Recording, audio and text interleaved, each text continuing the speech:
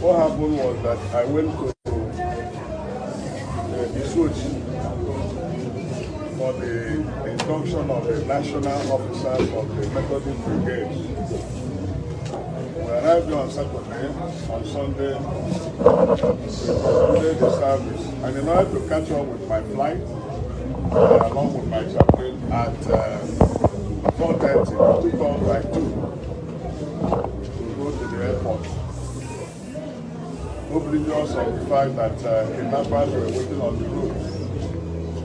And as we were descending to Leru is in Abia State, these people came out from the bush. They divided themselves into 3 places. Some people were at the back, some people were at the center, who shot, who fired at us. And there was another group in front. To make sure that we didn't run away, they fired shots at our vehicle. And eventually, they abducted us, 3 of us. The communication man of the church was able to escape. The driver was able to escape. They captured me, the Bishop of Owerri, and my chaplain took us into the bush and were torturing us. In fact, it was in the process of that torture that I hit my right eye on a tree. And even when blood was flowing and it was soaking my handkerchief, they didn't feel like anything happened. All they said that we should follow them, that they are not actually against Nigerian citizens, they are against the government. But that government is a bad government. They are Fulani boys. All the 8 are Fulani. That they are Fulani boys, and that if any day they see the president, they will chew him.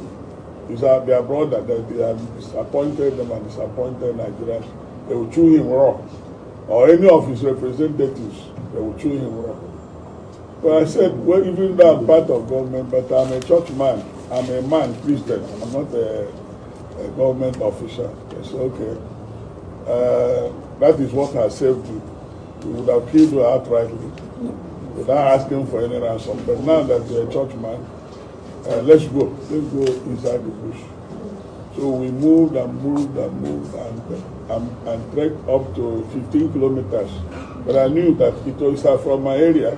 I knew that we were rigmaroling and winding, going up, going down, going up. And eventually at 11 p.m., they said, okay, now we negotiate. Each of us will pay 50 million, and we're going to pay 150 million. I thought it was a joke. I said, we are going to pay 10 million. They said, what? Don't say that. They lifted up their knife to cut me. I said, please hold on. They said, we are not going to change you. They're going to pay us 150 million. Eventually, they said, okay, because you are a father. And these boys are between 18, the leader is about 35 years. I told them, all of you are younger than my own daughter and even my son. You are younger than them. I'm supposed to be your father. I say, we know. That's why we are not very harsh with you. Otherwise, not even outside. So they now say, okay, Oga, let us tell you what we will do. By then, they have taken my Episcopal ring, because it's gold plated. They've taken my wedding ring. They've taken this thing. They said, and they took all, ransacked our bag and took all the money. They said, okay, do you know what we do? Pay us 100 million. It's not negotiable. If you talk, we shoot you, kill you, and forget about the money, and kidnap others. I said, okay, we will pay you 100 million. So they said, after some time, they said, where is the money? I said, this is Sunday night now. How can we get money this night? And you know that there's this seat at home in Igbo land. You can't afford the money now. Be patient till morning. We'll make contacts. Then we make contacts within and around Imo and Abia. Make contact from our SOC. My wife's line was not good, so I knew she must have been very depressed and confused. So eventually I was able to get her. I told her my life, nothing had happened. I told my wife I'll be released, but it's a matter of time. And she told me she had already gathered people to pray. So they were praying. Now, at the time they said, we are delaying them.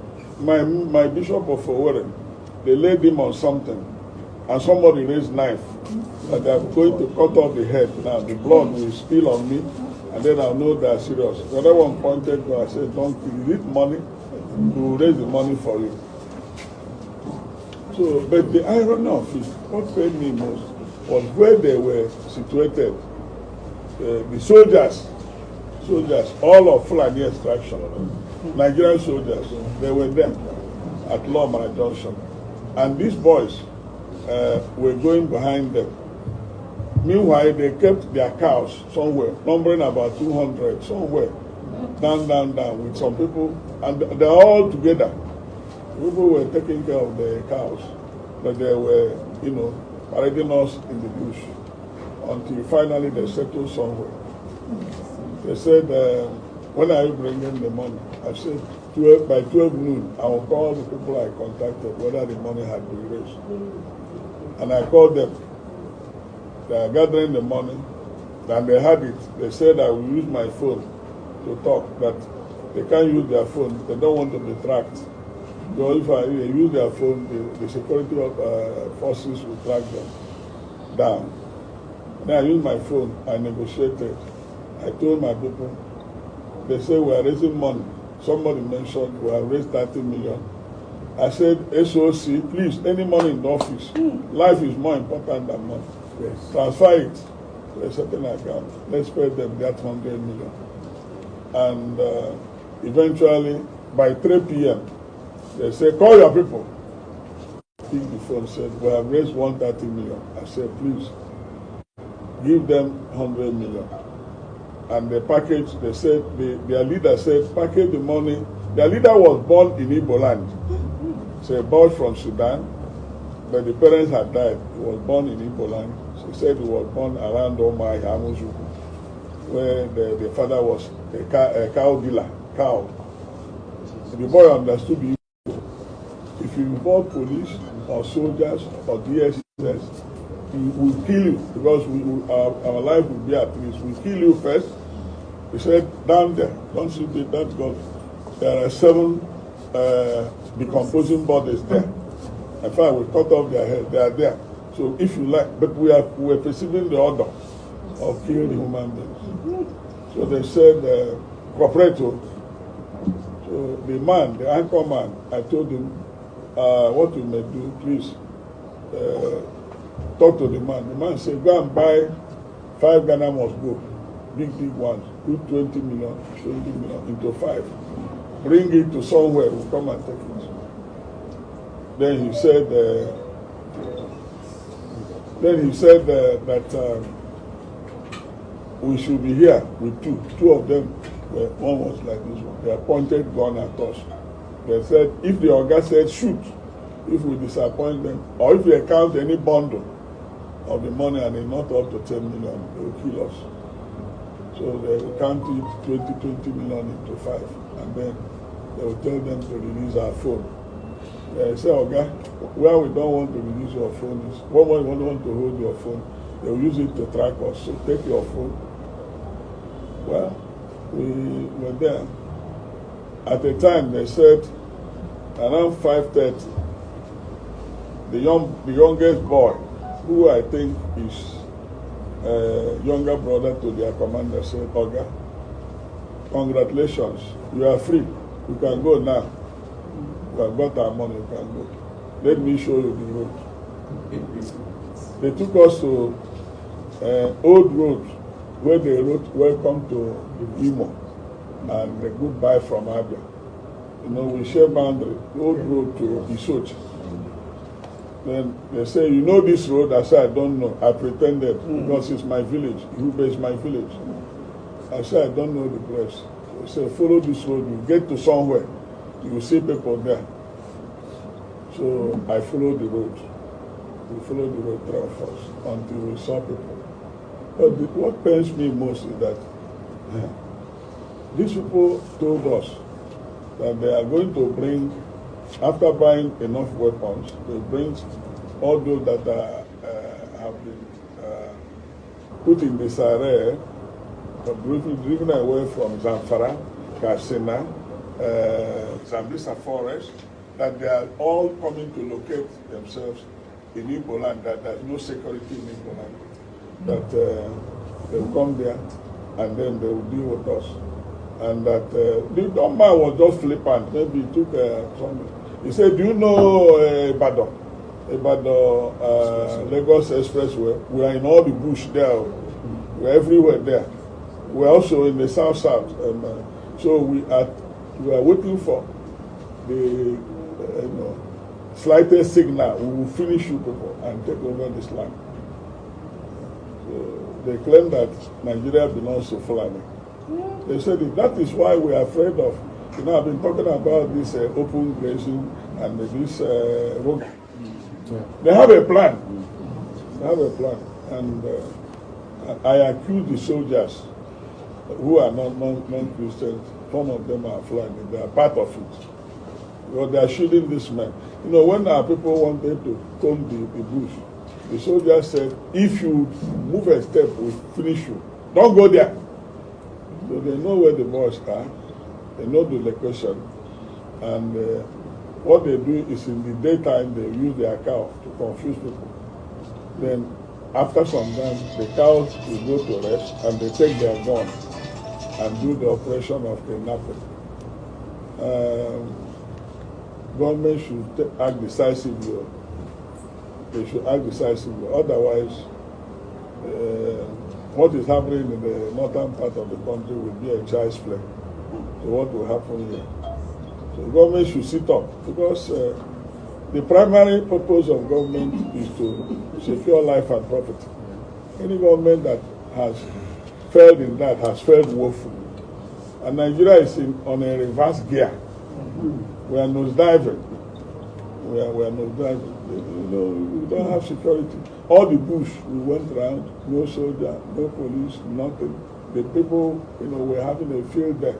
And where they released us was, if they kidnap people along the Ishukwata, they will parade them round, and there, when they pay ransom, they are released from that particular spot.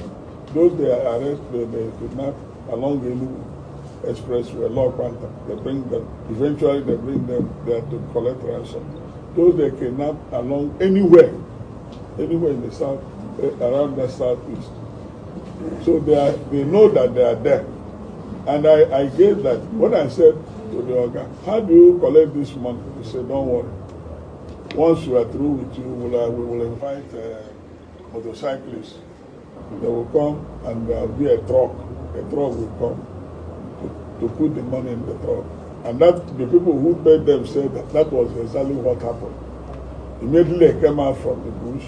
They told them they were monitoring whether there is police armed. They said, go up. Okay, come back, come this way. And then eventually they stopped. A truck came without number. So the boys will carry one Ghana must go, put in the truck until they took the 100,000. After they have counted 100 million, they said, okay, you can go. So that's how we came back. So the people have been saying, even some people, I don't know what they wanted to achieve, that I said. Where did they see me to say that it was IPOP that released me? How did they see me? Where did I say IPOP? I didn't say the IPOP. So I don't know, they were trying to bring in political and religious coloration. So what I know was that, in fact, when they were talking about kidnapping, I didn't know what it meant. For over 12, 13, 14, 15 hours, no food, nothing to drink, nothing to eat. And I was lying on the ground inside the bush, along with other people. If you want to urinate, you raise your hand. Sir, can I urinate? Okay, go there. Commandment. Go there. If you want to go to toilet, you raise your hand. Yes, okay, go there, go there. Don't come here. Go there, go there. They will send you 2 people to guard you. You come back. So that's the Nigeria we are in. And it's unfortunate. This is what exactly happened. And all the efforts that were made was by my church. You understand? Yes. Every effort made was by Methodist Church Nigeria, not police, not army, not government. No, it was Methodist Church Nigeria that made all the contracts and all the efforts. And I want to use the opportunity to thank my. I didn't know that my members love me this way. The Methodist Church have so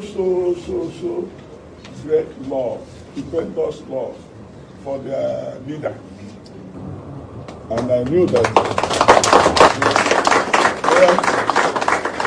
prayers were going on in various locations everywhere. And this morning, when I opened my phone, I was receiving calls from Canada, from US, from the UK, from Russia, from even Dubai, from Turkey, every part of the globe. And it was too much, so I had to switch off again. But if I start answering those calls, I will be having headache. So that's what happened, really. I want the press to know what actually happened, so that people will not come and tell me talk and no story. For instance, a government said they secured my release. I never saw the government say they secured my release. No.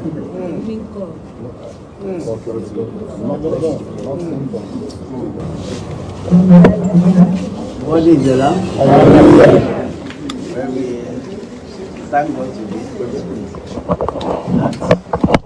the Lord has answered our prayers. To me, it's nothing else but divine intervention. And I want to use this golden opportunity to thank the governor of Abia State for mobilizing security people.